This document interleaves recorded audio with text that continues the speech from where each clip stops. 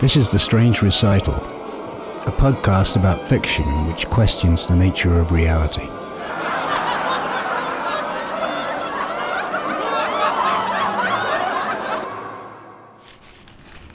A.J. Campbell lowered the folded newsprint to his lap. His heart fishtailed and he struggled to breathe. This thing he had just read was an impossibility. Afternoon sunlight continued to stream down on him as he sat on the bench in the median. The aroma of fresh bagels wafted from the backpack at his side, but he no longer noticed.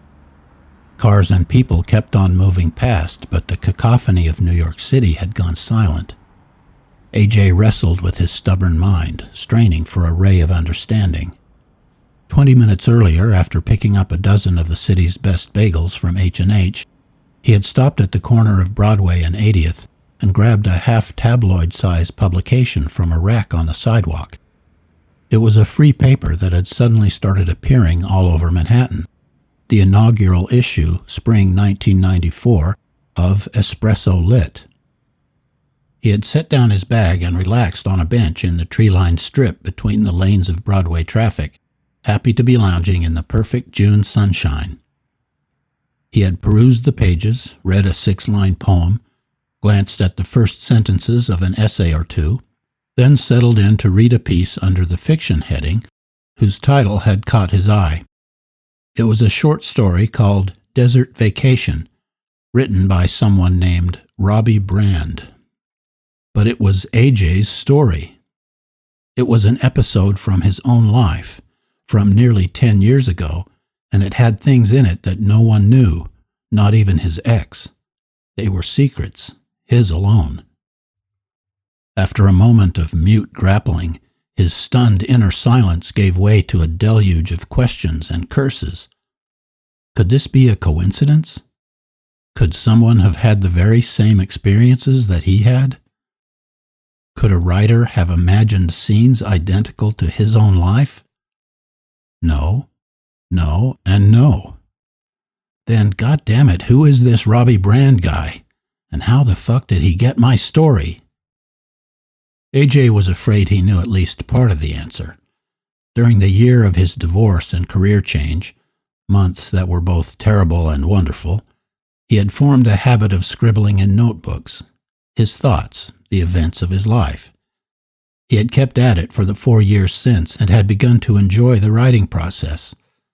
So the problem was that he had written this very story himself, or a version of it, a rather different version, first in his journal, then typed up in manuscript form.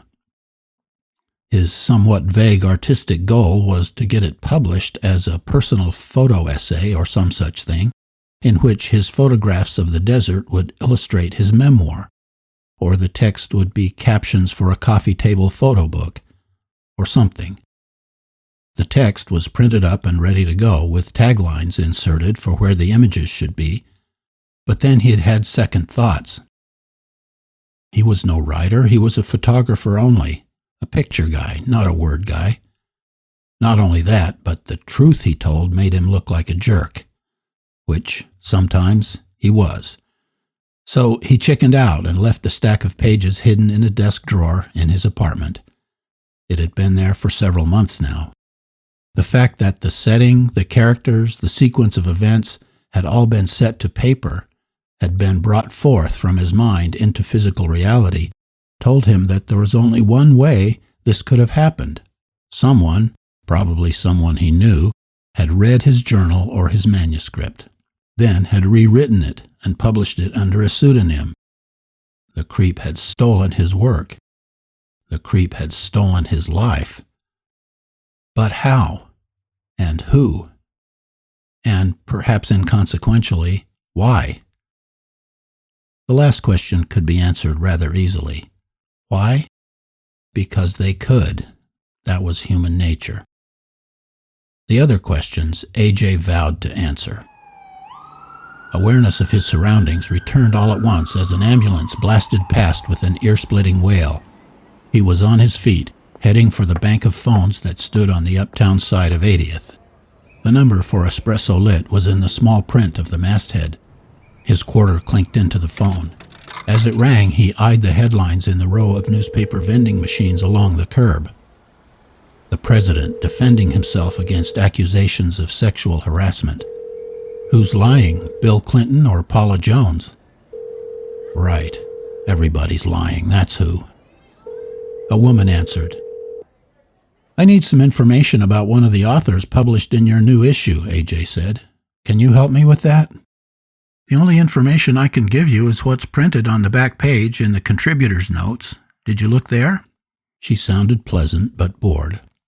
Oh. AJ flipped the paper over and found the name in bold type, but he saw with a glance the blurb was useless. Robbie Brand likes his martinis shaken, not stirred. He may give up the writing racket at any moment. This guy Robbie Brand, there's no information here. The guy stole my story. I need to talk to him. You're referring to, Desert Vacation, right? Are you saying the story was plagiarized? Because that's a serious accusation. Look, I don't know about any legal definitions or anything. I didn't write these exact words, no. But this is my story, from my life. I don't know how he got it, but it's not cool at all.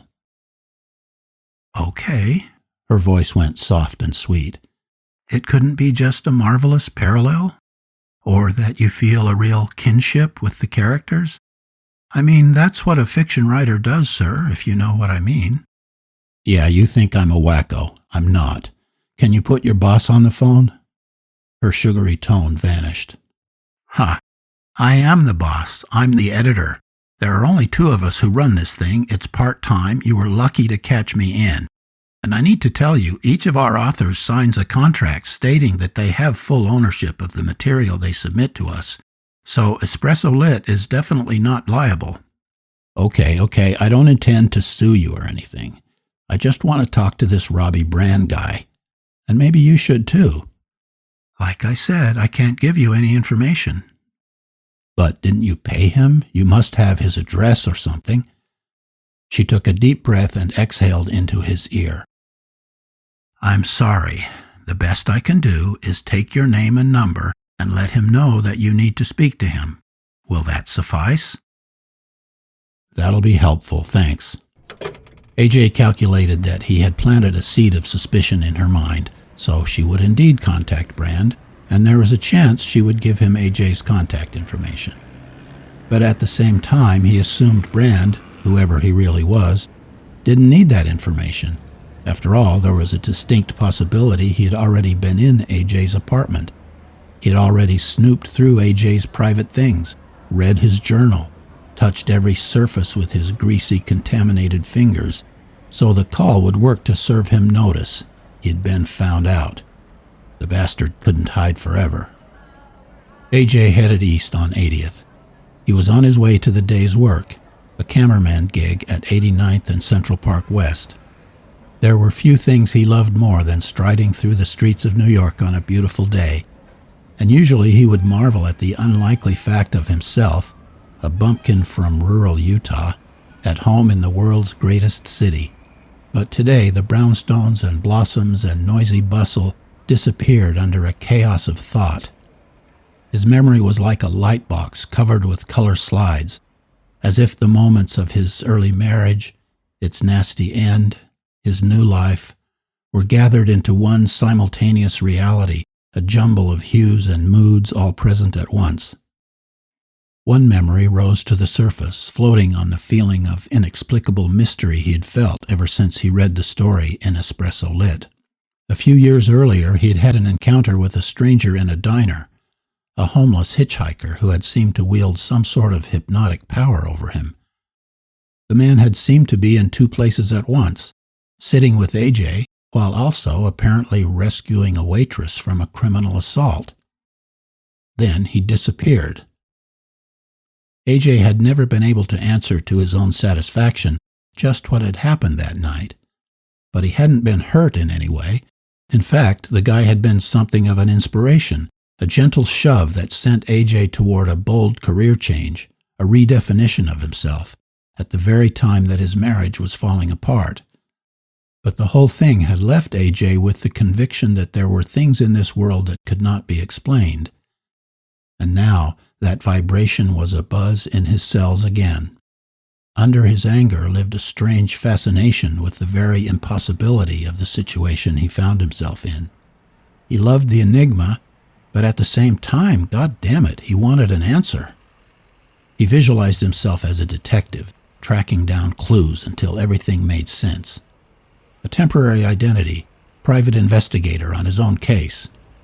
So that would be his next endeavor, he decided.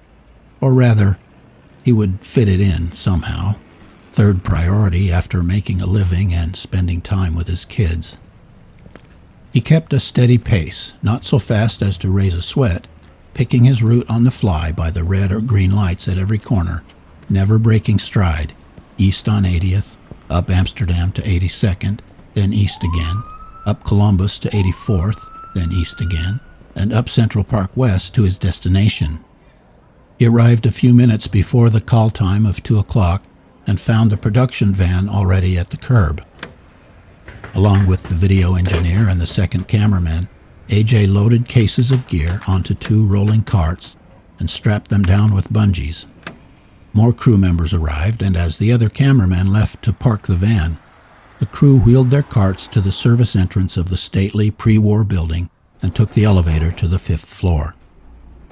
This job was one of many that AJ had worked on for III, Image Impact Incorporated, a small husband-wife production company that served various corporate and educational clients.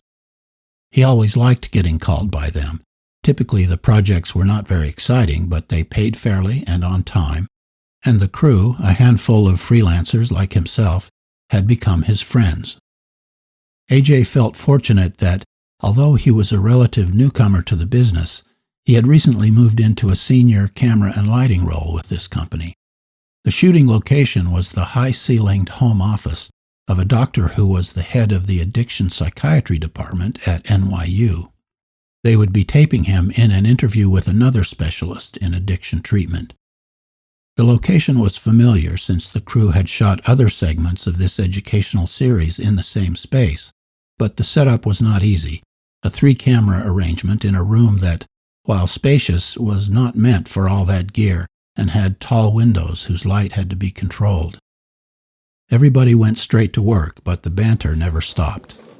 They all kidded each other as tripods went up, cameras clicked onto fluid heads, cables were strung, lights were raised on stands, barn doors adjusted and diffusion attached, microphones tested.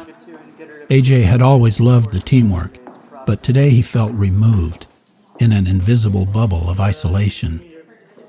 He kept up a cheerful front to cover a creeping distrust. Could any of these people be Robbie Brand? As far as he knew, none of them aspired to be a writer, but how could he be sure? From the president on down, no one was really who they seemed.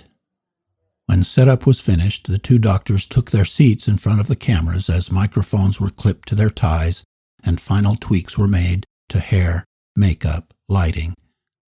The roll tape command was given, and AJ was able to enter the zone, the mental space that he always enjoyed on a job like this. It was a sort of fully engaged relaxation, maintaining a laser-like concentration on the focus and framing of the shot in his viewfinder, while at the same time calmly listening to everything the subjects were saying. Today's discussion was about the value of Alcoholics Anonymous and its spin-off, Narcotics Anonymous, as tools in the psychiatric treatment of addicts.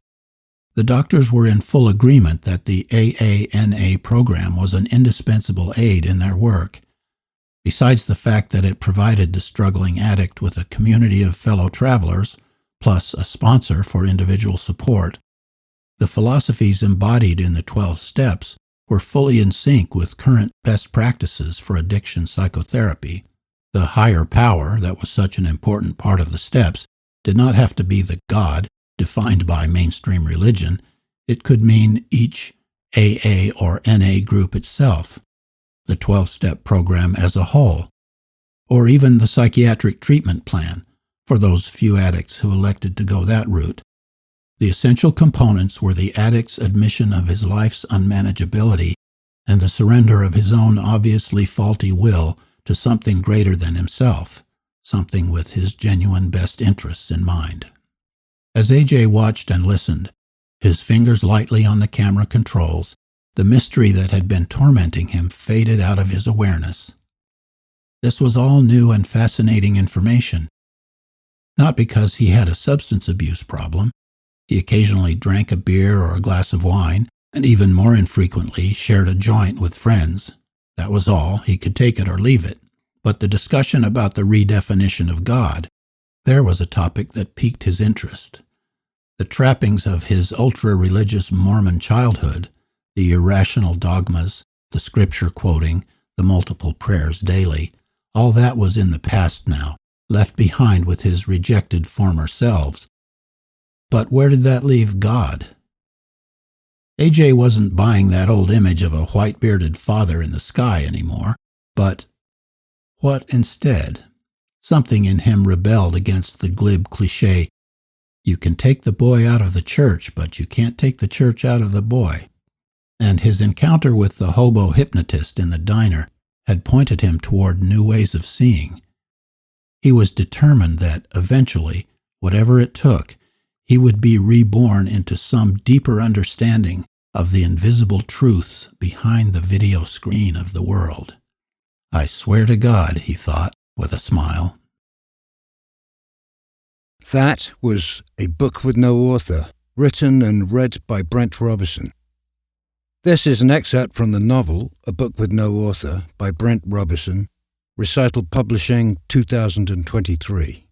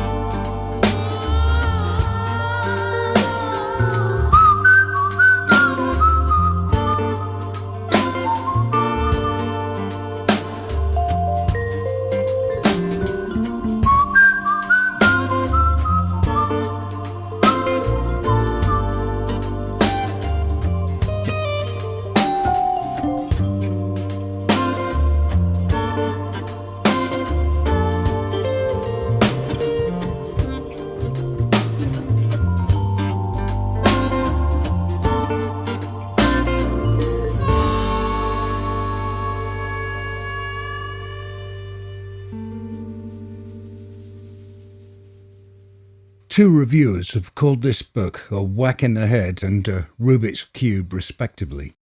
The excerpt we just heard sets up the premise of the story.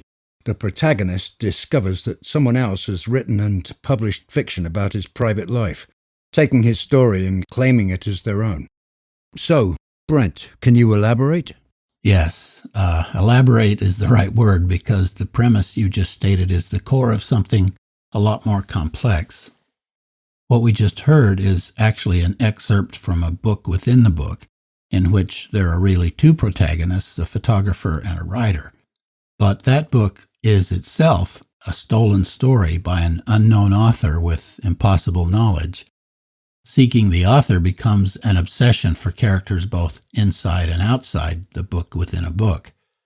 A mystery nested inside another mystery, which, to me, is an accurate reflection of life.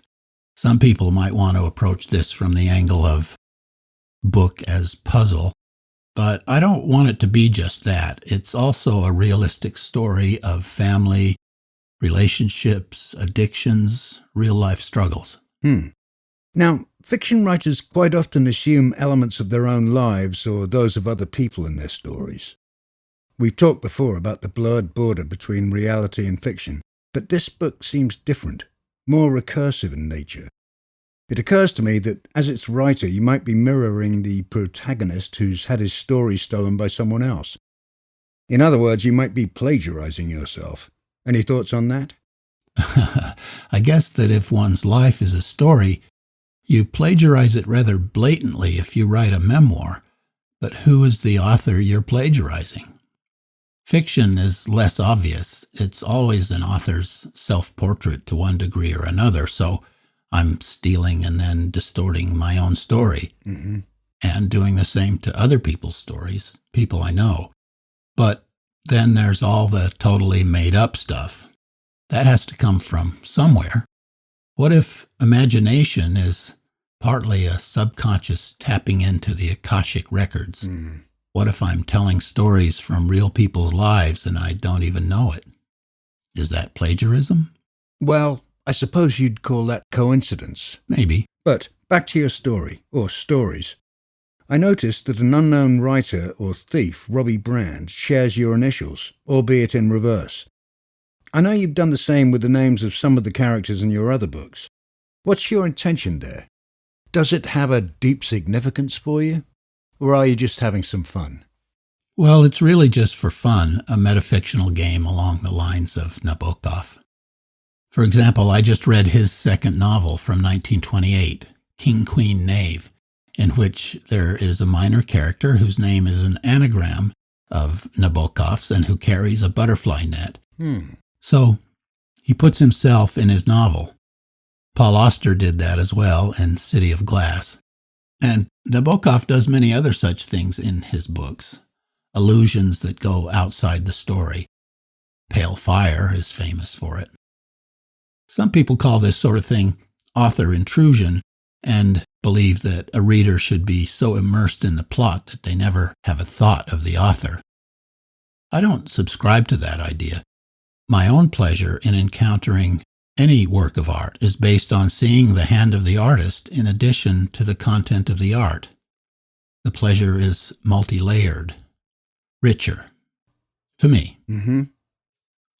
But also, truthfully, the characters are my alter egos. This book even has a character with my name, not just my initials. Oh, steady. Now the reader is wondering, where is the line, or as you said earlier, the blurred boundary between reality and fiction? All this makes the writing more fun for me.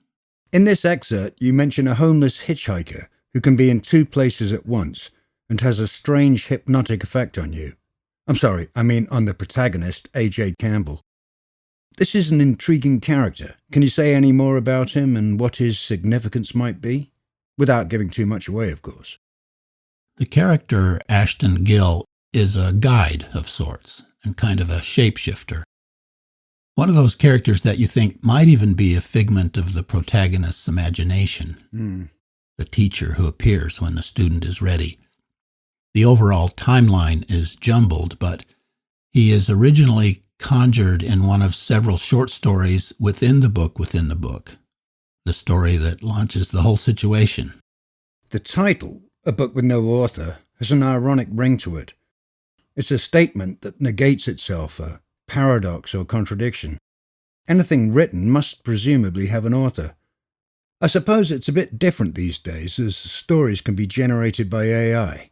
But I'm looking at you now and you appear to be human. You didn't use AI to write this book, I presume? No, I wrote it myself. Okay, so you're the author of a book with no author. Does that mean you're claiming you didn't write the book you wrote? I can see what the reviewer meant by a whack in the head. How did you come upon this title and what does it mean to you? Well, maybe it's a way to negate myself, as if the book came from somewhere else, out of the ether. Which may be true, except that I don't think channeling is supposed to be so much work. I like paradox. The title operates on that level, ironically, but it also refers to the book within the book, whose author can't be found. So, if anything written must have a writer, does anything created have a creator? Does anything evolved have an evolver? And this reminds me of a recent addition to my vocabulary. The word is poiomenon. Sounds Greek to me. It refers to a specific type of metafiction in which the story deals with the process of creation, which I intended, but didn't know it had a name until long after the book was finished. Well, I remember when you were apparently writing this book, you told me that it would take you to the grave. I'm glad to see that you managed to survive. Are you currently working on anything else that will lead to your demise? Well, this story still might do that. The characters and ideas and certain plot elements still have a grip on me, so what I'm working on now is a sequel to a book with no author. Will it be called a book with 10 authors? Sorry, go on. Please go on.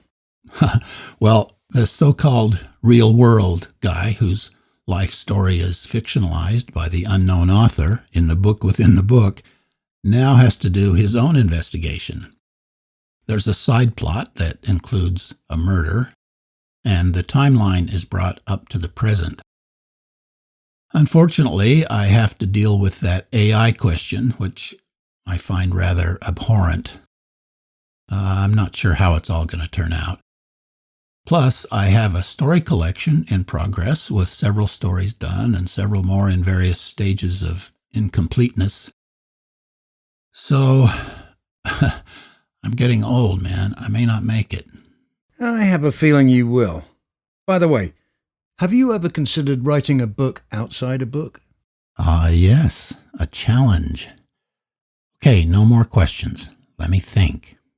Well, while you're thinking, a book with no author by, I believe, Brent Robison, Recital Publishing 2023, is now on sale and available in paperback, ebook, and as a wooden cube. What was that? Brent?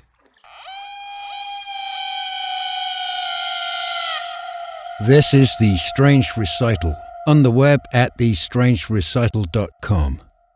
The music on this episode was an excerpt from Endless Highway by Eric Wood, whose songs play a role in the novel A Book with No Author. This is episode 24011.